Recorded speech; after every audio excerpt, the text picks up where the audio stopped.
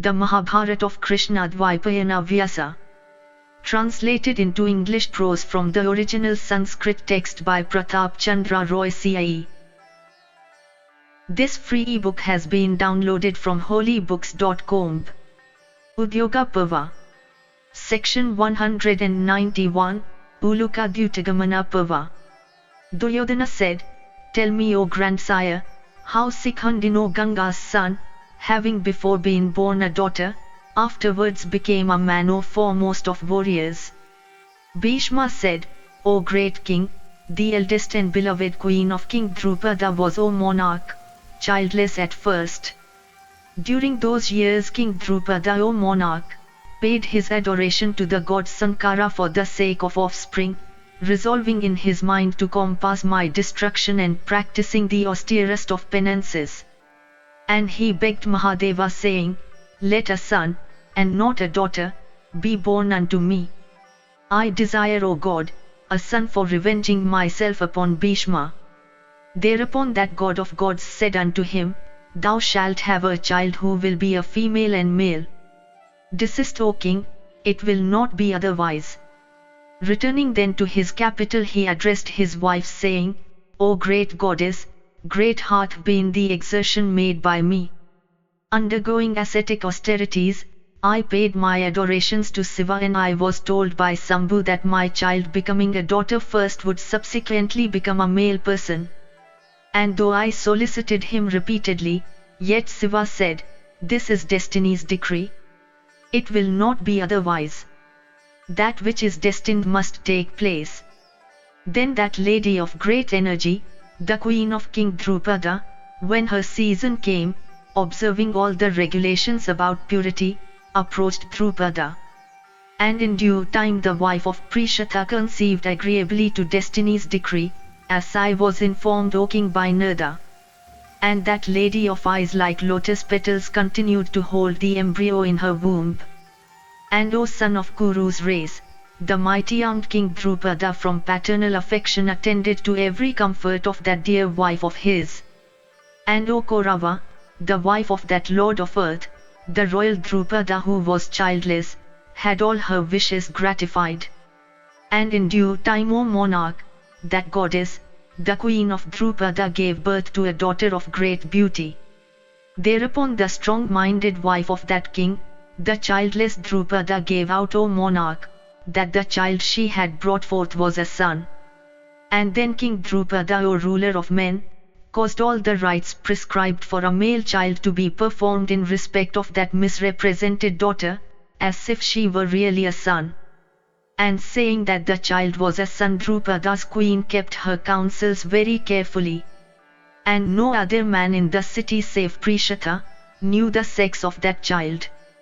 Believing these words of that deity of unfading energy, he too concealed the real sex of his child, saying, 'She is a son.' And O king, Drupada caused all the rites of infancy prescribed for a son to be performed in respect of that child, and he bestowed the name of Sikhandin on her. I alone through my spies and from Narada's words knew the truth, informed as I previously was of the words of the god and of the ascetic austerities of Amva." Thus ends the 191st section in the Udyoga Parva of the Udyoga Parva. Section 192, Udyoga Parva. Bhishma said, "Drupada, O chastiser of foes, bestowed great attention on everything in connection with that daughter of his, teaching her writing and painting and all the arts. And in arrows and weapons that child became a disciple of Drona.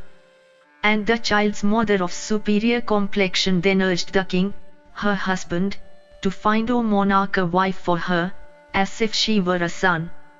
Then Prishata, beholding that daughter of his to have attained the full development of youth and assured of her sex, began to consult with his queen.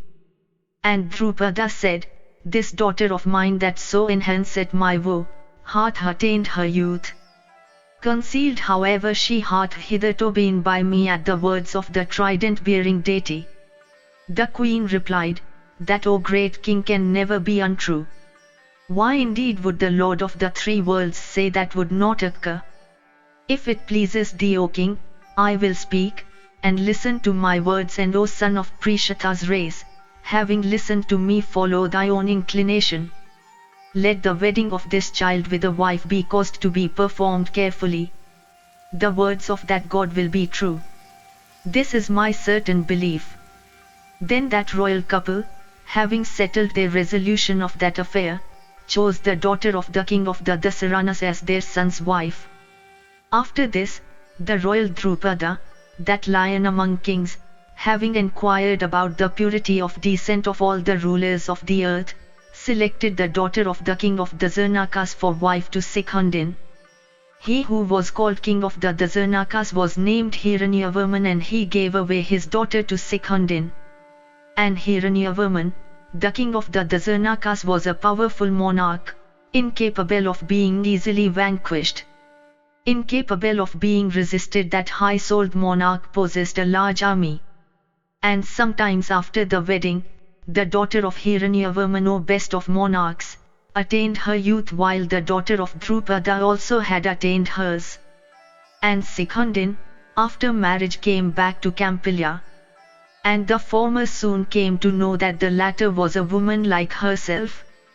And the daughter of Hiranyavarman, having ascertained that Sikhundin was really a woman, bashfully represented unto her nurses and companions everything about the so-called son of the king of the Panchalas.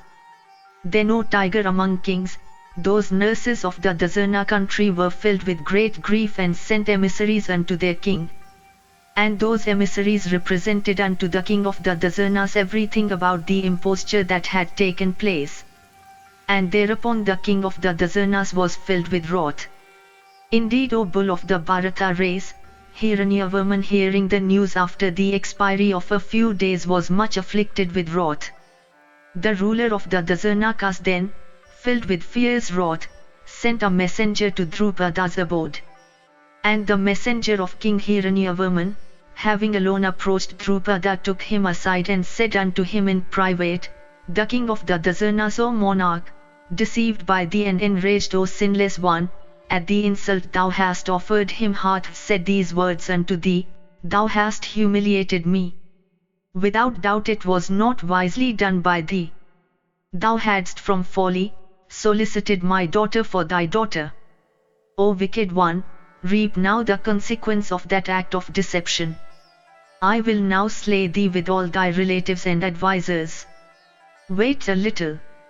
Thus ends the 192nd section in the Udyoga Parva of the Udyoga Parva. Section 193, Udyoga Parva. Bhishma said, thus addressed, O king, by that messenger, King Drupada, like a thief caught in the act, could not speak. He exerted himself greatly by sending sweet-speeched emissaries of his own, instructing them to say, "This is not so," in order to pacify his brother. King Hiranyavarman, however, ascertaining once again that the child of the king of the Panchalas was really a daughter, issued out of his city without losing any time. He then sent messages unto all his powerful friends about that deception practiced on his daughter, of which he had heard from her nurses. Then, that best of kings, having mustered a large army, resolved, O Bharata, to march against Drupada. Then, O monarch, King Hiranyavarman held a consultation with his ministers about the ruler of the Panchalas, and it was settled among those high-souled kings that if, O monarch, Sikhundin was really a daughter, they should bind the ruler of the Panchalas and drag him from his city, and installing another king over the Panchalas, they should slay Drupada with Sikhundin. Taking that to be the fixed resolution of all whom he had summoned, King Hiranyavarman once more sent an envoy to the descendant of Prishata, saying, "I will slay thee, be calm." Bhishma continued, King Drupada was not naturally courageous. In consequence again of that offense of his, he became filled with fear. Sending his envoys again to the ruler of the Dasarnas, King Drupada, afflicted with grief, approached his wife and took counsel with her. And possessed with great fright and with heart afflicted with grief, the king of the Panchalas said unto his favorite wife, the mother of Sikhundin, these words, "My powerful brother, King Hiranyavarman, having mustered a large force, is coming towards me in anger. Fools that we both are, what are we now to do in respect of this our daughter? Thy son Sikhandin hath been suspected to be a daughter. Under this suspicion Hiranyavarman with his allies and followed by his army wished to slay me, thinking that he hath been deceived by me. O thou of beautiful hips, tell us now what is true or false in this, O beautiful lady. O blessed lady, hearing from thee first I will settle how to act. I am very much endangered, and this child Sikhandin also is equally so. Indeed, O queen, O lady of the fairest complexion, thou too art threatened with danger. For the relief of all, tell me who asketh thee what the truth is. O thou of beautiful hips and sweet smiles, hearing what thou hast to say I shall act suitably. Although I have been deceived by thee as to the duties I owe towards a son, yet, O beautiful lady, from kindness I will act towards you both in a suitable manner. Therefore do not fear, nor let this daughter of thine fear anything. Indeed, I have deceived the king of the Dasanas. Tell me, O highly blessed lady, how may I act towards him so that all may yet turn up well? Indeed, although the king knew everything, yet he addressed his wife in the presence of others in this way, to proclaim his own innocence before others. His queen then answered him in the following words. Thus ends the 193rd section in the Udyoga Parva of the Udyoga Parva. Section 194, Udyoga Parva. Bhishma said, Then, O mighty armed king, Sikhandin's mother represented unto her lord the truth about her daughter Sikhandin. And she said, Childless, O great king, as I was from fear of my co-wives, when Sikhandini my daughter was born, I represented unto you that it was a son. For thy love of me thou also hadst corroborated it, and O bull among kings, thou hadst formed all the rites prescribed for a son in respect of this daughter of mine. Thou then didst marry her, O king, to the daughter of the king of the Dasanas. I also approved of this act, remembering the words of the great God. Indeed, I did not prevent it, remembering the words of Shiva, born a daughter she will become a son. Hearing all this, Drupada, otherwise called Yajnasena, informed all his counsellors of these facts. And O monarch, the king then took counsel with ministers for the proper protection of his subjects from the would-be invader. Although he had himself deceived the king of the Dasanas, yet giving it out that the alliance he had made was proper, he began to settle his plans with undivided attention. King Drupada's city was, O Bharata, naturally well protected, yet at the advent of danger, O monarch, they began to protect it all the more carefully and fortify it with defensive works. The king, however, with his queen, was greatly afflicted, thinking of how a war might not take place with his brother. Reflecting on this, he began to pay his adorations to the gods. His respected wife, beholding him relying on the god and paying his adorations to them, then addressed him, O king, and said, Homage to the gods is productive of benefits. It is therefore approved by the righteous. What shall I say again of those that are sunk in an ocean of distress? Therefore pay homage to those that are thy superiors, and let all the gods also be worshipped, making large presents the while unto the Brahmanas. Let oblations be poured on the fire for pacifying the ruler of the Dasanas. O Lord, think of the means by which without a war thou mayst be able to pacify thy brother. Through the grace of the gods all this will happen. For the preservation of this city, O thou of large eyes, thou hast taken counsel with thy ministers. Do, O Lord king, that those counsels seem to indicate, for reliance on the gods, when supported by human exertion always, O king, lead it to success.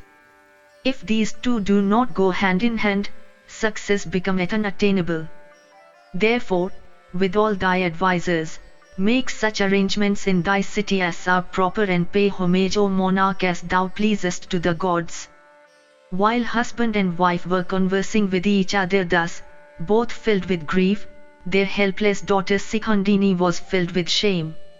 She then reflected, saying, "It is for me that these two are plunged into grief." Thinking so, she resolved upon putting an end to her own life. Having formed this determination, she left home filled with heavy sorrow and went into a dense and solitary forest that was the haunt of a very formidable yaksha called Stunakarna. From fear of that yaksha, men never went into that forest.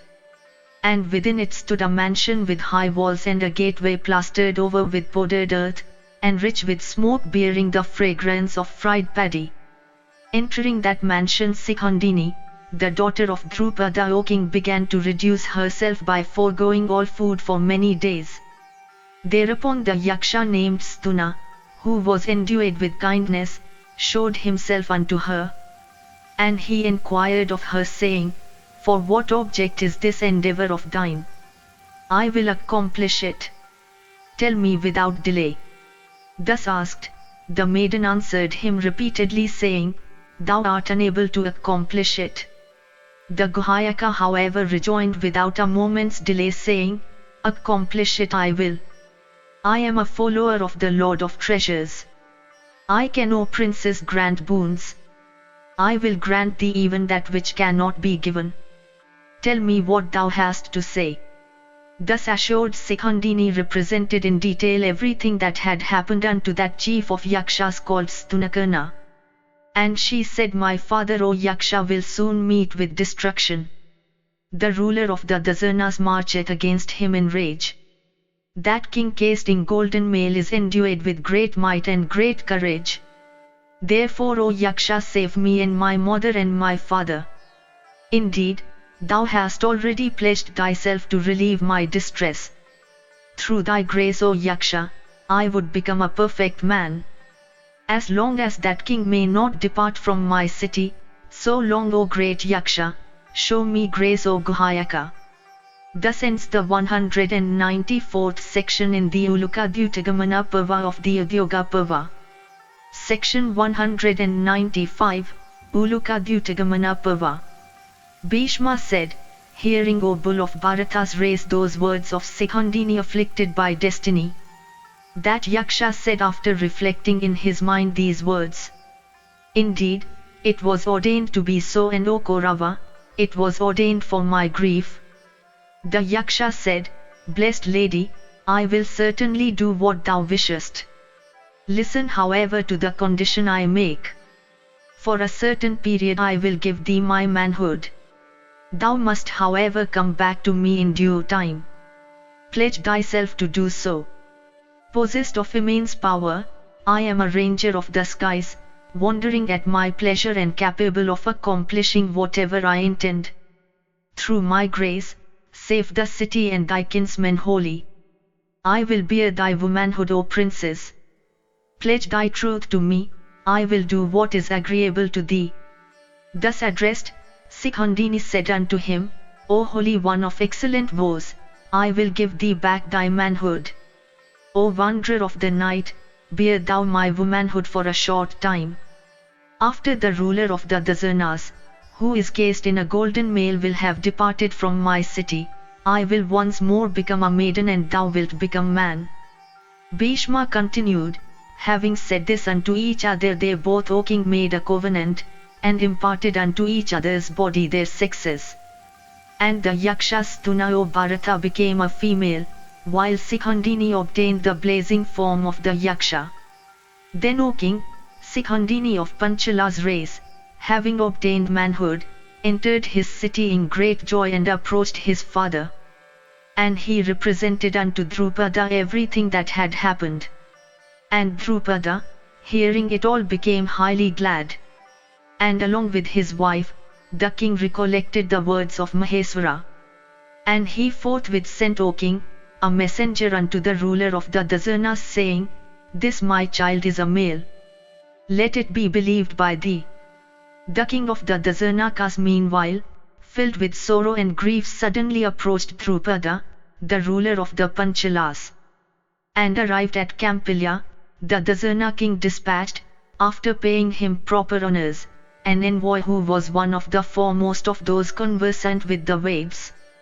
And he addressed the envoy saying, Instructed by me, O messenger, say unto that worst of kings, the ruler of the Panchalas, these words, viz, O thou of wicked understanding, having selected my daughter as a wife for one who is thy daughter, thou shalt today without doubt behold the fruit of that act of deception. Thus addressed and dispatched by him, O best of kings, the Brahmana set out for Drupada's city as Dasarna's envoy. And having arrived at the city, the priest went into Drupada's presence. The king of the Panchalas then, with Sikhundin, offered the envoy, O king, a cow and honey. The Brahmana, however, without accepting that worship, said unto him these words that had been communicated through him by the brave ruler of the Dasarnas, who was cased in a golden mail. And he said, O thou of vile behavior, I have been deceived by thee through thy daughter as the means. I will exterminate thee with thy counselors and sons and kinsmen. Having, in the midst of his counselors, been made by that priest to hear those words fraught with censure and uttered by the ruler of the Dasarnas, King Drupada, then O chief of Bharata's race, assuming a mild behavior from motives of friendship, said, The reply to these words of my brother that thou hast said unto me, O Brahmana, will be carried to that monarch by my envoy. And King Drupada then sent unto the high-souled Hiranyavarman, a Brahmana learned in the Veds, as his envoy. And that envoy, going unto King Hiranyavarman, the ruler of the Dasarnas, said unto him, O monarch, the word that Drupada had entrusted him with. And he said, This my child is really a male. Let it be made clear by means of witness. Somebody has spoken falsely to thee. That should not be believed. Then the king of the Dasarnas, having heard the words of Drupada, was filled with sorrow and dispatched a number of young ladies of great beauty for ascertaining whether Sikhundin was a male or female. Dispatched by him those ladies, having ascertained the truth, joyfully told the king of the Dasarnas everything, viz, that Sikhundin, O chief of the Kurus, was a powerful person of the masculine sex. Hearing that testimony, the ruler of the Dasarnas was filled with great joy, and wending then unto his brother Drupada, passed a few days with him in joy. And the king, rejoiced as he was, gave unto Sikhundin much wealth, many elephants and steeds and kin. And worshipped by Drupada as long as he stayed, the Dasarna king then departed, having rebuked his daughter. And after King Hiranyavarman, the ruler of the Dasarnas, had departed in joy and with his anger quelled, Sikhundin began to rejoice exceedingly. Meanwhile, some time after the exchange of sexes had taken place, Kuvara, who was always borne on the shoulders of human beings, in course of a journey through the earth came to the abode of Stuna. Staying in the welkin above that mansion, the protector of all the treasures saw that the excellent abode of the Yaksha Stuna was well adorned with beautiful garlands of flowers and perfumed with fragrant roots of grass and many sweet scents. And it was decked with canopies and scented incense. And it was also beautiful with standards and banners. And it was filled with edibles and drinks of every kind. And beholding that beautiful abode of the Yaksha, decked all over and filled also with garlands of jewels and gems, and perfumed with the fragrance of divers kinds of flowers and well watered, and well swept, the lord of the Yakshas addressed the Yakshas that followed him, saying, Ye that are endued with immeasurable prowess, this mansion of Stuna is well adorned. Why however doth not that wight of wicked understanding come to me? And since that wicked souled one, knowing I am here, approacheth me not, therefore some severe punishment should be inflicted on him. Even this is my intention. Hearing these words of his, the Yakshas said, O king, the royal Drupada had a daughter born unto him of the name of Sikhundini. Unto her, for some reason Stuna had given his own manhood, and having taken her womanhood upon him, he stayeth within his abode, having become a woman. Bearing as he doth a feminine form, he doth not therefore approach thee in shame. It is for this reason, O king, that Stuna cometh not to thee. Hearing all this, do what may be proper. Let the car be stopped here. Let Stuna be brought to me. Were the words that the lord of the Yakshas uttered, and repeatedly said, I will punish him. Summoned then by the lord of Yakshas, Stuna bearing a feminine form came thither, O king, and stood before him in shame. Then, O thou of Kuru's race, the giver of wealth cursed him in anger, saying, Ye Guhayakas, let the femininity wretch remain as it is. And the high-souled lord of the Yakshas also said, Since humiliating all the Yakshas thou hast, O thou of sinful deeds, given away thy own sex to Sikhandini and taken from her, O thou of wicked understanding, her femininity. Since, O wicked wretch, thou hast done what hath never been done by anybody, therefore from this day thou shalt remain a woman and she shall remain a man. At these words of his, all the Yakshas began to soften Vaisravana for the sake of Stunakarna, repeatedly saying, Set a limit to thy curse. The high-souled lord of the Yakshas then said unto all these Yakshas that followed him, from desire of setting a limit to his curse, these words viz, after Sikhandin's death, Ye Yakshas, this one will regain his own form. Therefore let this high-souled Yaksha Stuna be freed from his anxiety. Having said this, the illustrious and divine king of the Yakshas, receiving due worship, departed with all his followers who were capable of traversing a great distance within the shortest space of time. And Stuna, with that curse pronounced on him, continued to live there. And when the time came, Sikhandin without losing a moment came unto that wanderer of the night. And approaching his presence he said, I have come to thee, O Holy One. Stuna then repeatedly said unto him, I am pleased with thee. Indeed, beholding that prince return to him without guile, Stuna told Sikhandin everything that had happened. Indeed, the Yaksha said, O son of a king, for thee I have been cursed by Vaisravana. Go now and live happily amongst men as thou choosest.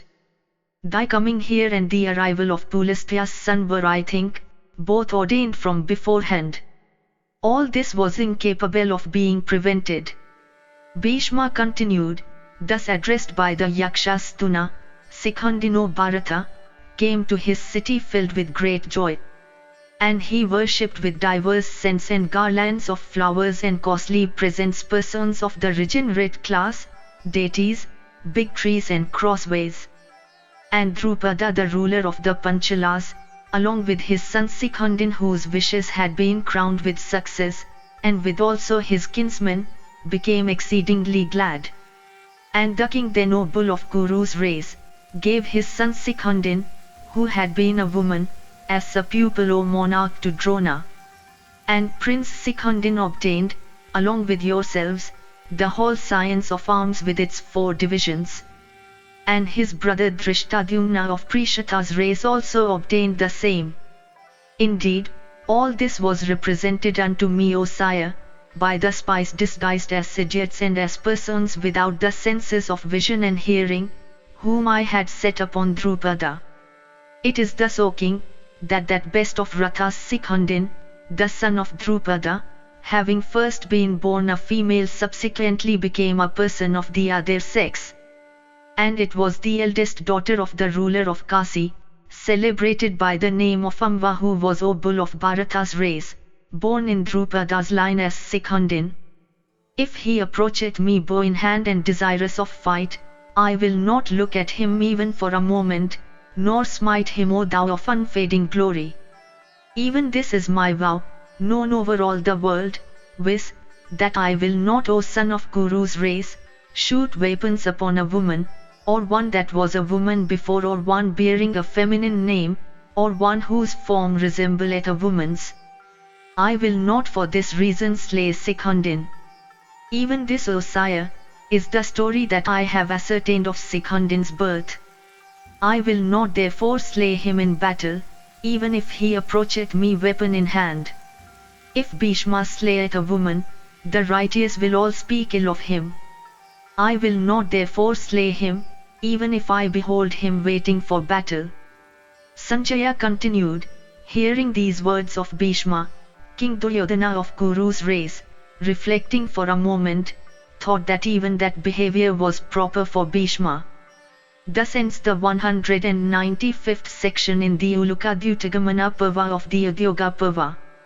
Section 196, Uluka Parva. Sanjaya said, when the night passed away and morning came, thy sons once more in the midst of all the troops asked their grandsires saying, O son of Ganga, this army that is ready for fight of Pandu's son, that abounds with men, elephants and steeds, that is crowded with Maharathas, that is protected by these mighty bowmen endued with great strength, viz. Bhima and Arjuna, and others headed by Drishtadyumna and all resembling the very regents of the world, that is invincible and incapable of being withstood, that resembles the unbounded sea. This sea of warriors incapable of being agitated by the very gods in battle, in how many days, O son of Ganga, O thou of great effulgence, canst thou annihilate it, and in what time can that mighty bowman, our preceptor Drona, in what time also the mighty Kripa, in what time Karna who taketh a pleasure in battle, and in what time that best of Brahmanas, viz. The son of Drona, can each annihilate it? Ye that are in my army are all acquainted with celestial weapons. I desire to know this, for the curiosity I feel in my heart is great. O thou of mighty arms, it behoveth thee to say this to me. Bhishma said, O foremost one of the Kurus, O Lord of the earth, thou enquirest about the strength and weakness of the foe. This indeed is worthy of thee. Listen, O king, as I tell thee the utmost limit of my power in battle, or of the energy of my weapons, or of the might of my arms, O thou of mighty arms. As regards ordinary combatants, one should fight with them artlessly. As regards those that are possessed of powers of deception, one should fight with them aided by the ways of deception. Even this is what hath been laid down in respect of the duties of warriors. I can annihilate the Pandava army, O blessed monarch, taking every morning 10,000 ordinary warriors and 1,000 car warriors as my share from day to day. Cased in mail and always exerting myself actively, I can, O Bharata, annihilate this large force according to this arrangement as regards both number and time. If, however, stationed in battle, I shoot my great weapons that slay hundreds and thousands at a time, then I can, O Bharata, finish the slaughter in a month. Sanjaya continued, hearing these words of Bhishma, King Duryodhana then asked Drona, O monarch, that foremost one of Anjira's race, saying, O preceptor, in what time canst thou annihilate the troops of Pandu's son? Thus addressed by him, Drona said smilingly, I am old, O mighty armed one. My energy and activity have both become weak. With the fire of my weapons I can consume the army of the Pandavas, like Santanu's son Bhishma, I think, in a month's time. Even this is the limit of my power, even this is the limit of my strength. Then Saradvat's son Kripa said that he could annihilate the foe in 2 months' time. Drona's son Aswathaman pledged himself to annihilate the Pandava army in 10 nights. Karna, however, acquainted as he was with weapons of high efficacy, pledged himself to achieve that feat in 5 days. Hearing the words of the Suta's son, the son of the ocean-going Ganga laughed aloud and said, As long, O son of Radha, as thou encounterest not in battle Partha with his arrows, conch and bows, and rushing to the combat on his car with Vasudeva in his company, so long mayest thou think so. Why, thou art capable of saying anything, even what thou pleasest. Thus ends the 196th section in the Uluka Parva of the Udyoga Parva. Section 197, Uluka Parva. Vaisampayana said, hearing these words of the leaders of the Kuru army, Kunti's son Yudhishthira, summoning all his brothers, said unto them these words in private. Yudhishthira said, The spies I had placed in the army of Dhritarashtra's son brought me this news in the morning. Duryodhana asked Ganga's son of great woes, saying, O Lord, in what time canst thou annihilate the troops of Pandu's sons? Indeed, the wicked Duryodhana was answered by him in these words, viz., in a month. Drona also declared that he could do the same feat in about the same time. Gautama Kripa indicated twice that period, as hath been heard by us. Drona's son, acquainted with weapons of high efficacy, declared the period, in his case, to be 10 nights. Karna, also acquainted with weapons of high efficacy, when asked in the midst of the Kurus, declared that he could complete the slaughter in 5 days. Therefore I also, Arjuna, am desirous of hearing thy words.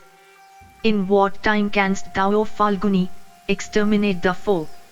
Thus addressed by the king, Dhananjaya of curly hair, casting a look upon Vasudeva, said these words, all these, Bhishma and others, are high-souled warriors, accomplished in arms and acquainted with all modes of warfare. Without doubt, O king, they can exterminate our forces even thus. Let thy heart's anguish, however, be dispelled. I tell thee truly that with Vasudeva as my ally I can, on a single car, exterminate the 3 worlds with even the immortals. Indeed, all mobile creatures that were, or are, will be, in the twinkling of the eye. This is what I think. That terrible and mighty weapon which the Lord of all creatures Mahadeva gave me on the occasion of my hand-to-hand encounter with him in the guise of a hunter, still existed with me. Indeed, O tiger among men, that weapon which the Lord of all creatures used at the end of Yuga for destroying created things existed with me. Ganga's son knoweth not that weapon, nor Drona nor Gautama Kripa, nor Drona's son. O king! How therefore can the Suta's son know it? It is not, however, proper to slay ordinary men in battle by means of celestial weapons. We shall, on the other hand, vanquish our foes in a fair fight. Then, these tigers among men, O king, are thy allies. All of them are well versed in celestial weapons, and all of them are eager for battle. All of them, after their initiation in the Veds, have undergone the final bath in sacrifices. All of them are unvanquished. They are competent, O son of Pandu, to slay in battle the army of even the celestials. Thou hast for thy allies Sikhundin and Yuyudhana and Dhristadyumna of Prishata's race, and Bhimasena and these twins and Yudhamanyu, and Uttamojasi and Virata and Drupada, who are equal in battle unto Bhishma and Drona, and the mighty armed Sanka and Hidimva, son of great might, and this latter's son Anjanpavan, endued with great strength and prowess. And Sin is descendant of mighty arms and well versed in battle, and the mighty Abhimanyu and the 5 sons of Draupadi. Thou art thyself again competent to exterminate the 3 worlds. O thou that art endued with effulgence equal unto that of Sakra himself, I know it, O Kaurava, for it is manifest, that that man upon whom thou mayest cast thy eyes in anger is sure to be annihilated. Thus ends the 197th section in the Ulukadhyutagamana Parva of the Udyoga Parva. Section 198, Ulukadhyutagamana Parva. Vaisampayana said, next morning under a cloudless sky, all the kings urged by Dhritarashtra's son Duryodhana set out against the Pandavas. And all of them had purified themselves by baths, were decked in garlands and attired in white robes, and having poured libations on fire, caused Brahmanas to utter benedictions on them, they took up their weapons and raised their respective standards.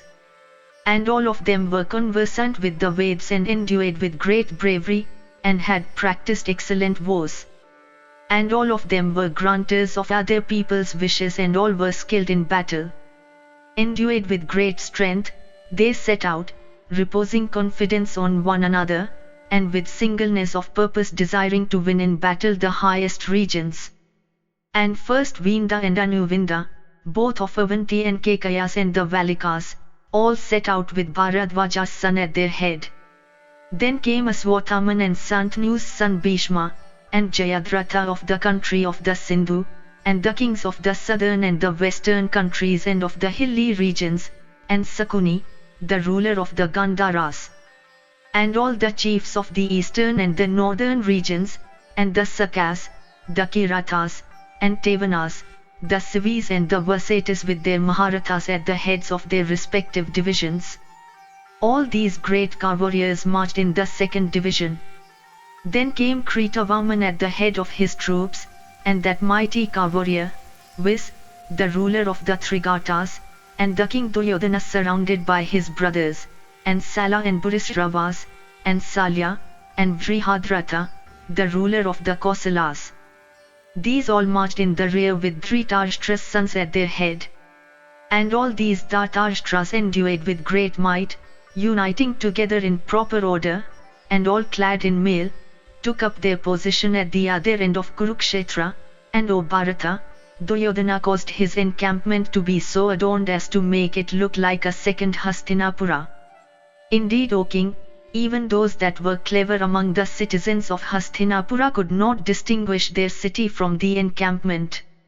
And the Kuru king caused inaccessible pavilions, similar to his own, to be erected by hundreds and thousands for the other kings in his army. And those tents, O king, for the accommodation of the troops, were well planted on an area measuring full 5 yojanas of that field of battle. And into those tents by thousands that were full of provisions, the rulers of the earth entered, each according to his courage, according to the strength he possessed. And King Duryodhana ordered excellent provisions to be supplied for all those high-souled kings with their troops consisting of infantry, elephants and horses, and with all their followers. And as regards all those that subsisted upon mechanical arts, and all the bards, singers, and panegyrists devoted to his cause, and vendors and traders, and prostitutes and spies, and persons who had come to witness the battle, the Kuru king made due provisions for all of them. Thus ends the 198th section in the Ulukadhyutagamana Parva of the Udyoga Parva. Section 199, Ulukadhyutagamana Parva. Vaisampayana said, like Duryodhana, King Yudhishthira also, the son of Kunti and Dharma, ordered out O Bharata, his heroic warriors headed by Dhrishtadyumna. Indeed, he ordered that slayer of foes and commander of foes, that leader steady in prowess, of the Chedis, the Kasis, and the Karushas, viz. The Rishtaketu, as also Virata and Drupada and Yuyudhana, and Sikhundin, and those 2 mighty bowmen, those 2 princes of Panchala, viz. Yudhamanyu and Uttamojas, to set out. Those brave warriors, cased in handsome coats of mail and decked with golden earrings, blazed forth like fires on the sacrificial altar when fed with clarified butter. Indeed, those mighty bowmen looked resplendent like the planets in the firmament. Then that bull among men, King Yudhishthira, having duly honored all his combatants, ordered them to march. And King Yudhishthira ordered excellent provisions of food for those high-souled kings with their troops consisting of infantry and elephants and horses, and with all their followers, as also for all those that subsisted on mechanical arts. And the son of Pandu first ordered Abhimanyu, and Vrihant, and the 5 sons of Draupadi, to march with Dhrishtadyumna at their head. And he then dispatched Bhima and Dhananjaya the son of Pandu in the 2nd division of his forces. And the din made by the men moving and running about for harnessing their steeds and elephants and loading the cars with implements of battle, and the shouts of the cheerful combatants, seemed to touch the very heavens. And last of all, the king marched himself, accompanied by Virata and Drupada and the other monarchs on his side. And that army of fierce bowmen commanded by Dhristadyumna, hitherto stationed in one place, but now extended into columns for marching, looked like the impetuous current of Ganga. Then the intelligent Yudhishthira, depending on his wisdom, disposed his divisions in a different order, confounding the sons of Dhritarashtra. And the son of Pandu ordered that those mighty bowmen, the 5 sons of Draupadi and Abhimanyu and Nakula and Sahadeva, and all the Prabhadrakas and 10,000 horses, and 2,000 elephants, and 10,000 foot soldiers and 500 cars, constituting the first irresistible division of his army, should be placed under the command of Bhimasena. And he placed in the middle division of his army Virata and Jayatsena, and those two mighty car warriors, viz. Udamanu and Uttamoja, the two high-souled princes of Panchala, both endued with great prowess and both armed with mace and bow. And in this middle division marched Vasudeva and Dhananjaya. There were placed combatants highly accomplished in arms and burning with anger. Amongst them were steeds ridden by brave warriors and 5,000 elephants, and crowds of cars all around. And foot soldiers in thousands that were all brave and armed with bows, swords and maces, marched behind them as thousands marched before them. And in that part of that sea of troops, where Yudhishthira himself was, there were stationed numerous lords of earth. And there also were thousands of elephants and steeds by 10,000s, and cars and foot soldiers also by thousands. And there also marched O bull among kings, Chekitna with his own large force and King Drishtaketu, the leader of the Chedis. And there also was that mighty bowman Satyaki, the foremost car warrior of the Vrishnis, that mighty combatant, surrounded by hundreds and thousands of cars and leading them to battle. And those bulls among men, Kshatrahan and Kshatradeva, mounted on their cars, marched behind, protecting the rear. And there in the rear were the wagons, stalls, uniforms, vehicles and draft animals. There also were thousands of elephants and horses by tens of thousands. And taking all the invalids and women, and all that were emaciated and weak, and all the animals carrying his treasures and all his granaries, with the aid of his elephant divisions, Yudhishthira marched slowly. And he was followed by Sochiti, who steadily adhered to truth and was invincible in battle, and Shrinimat, and Vasudeva and Vibhu, the son of the ruler of Kasi, with 20,000 cars and 100 million steeds of high metal, each bearing scores of bells on its limbs and 20,000 smiting elephants with tusks as long as plowshares, all of good breed and of divided temples and all resembling moving masses of clouds. Indeed, these usually walked behind those monarchs. Besides these, O Bharata, the elephants that Yudhishthira had in his 7 Akshohinas, numbering 70,000 with humor trickling down their trunks and from their mouths, and resembling on that account showering clouds, also followed the king like moving hills. Thus was arrayed that terrible force of the intelligent son of Kunti. And relying upon that force he battled with Suyodhana, the son of Dhritarashtra. Besides those already named, other men by hundreds and thousands and tens of thousands, in divisions numbering by thousands, followed the Pandava army, roaring loudly. And the warriors by thousands and 10,000s, filled with joy beat their drums by thousands and blew conches by tens of thousands. Thus ends the 199th section in the Ulukadhyutagamana Parva of the Udyoga Parva. Thus ends the Ulukadhyutagamana Parva. Thus ends the Udyoga Parva. Thus ends Volume 4 of the Mahabharata of Krishna-Dwaipayana Vyasa.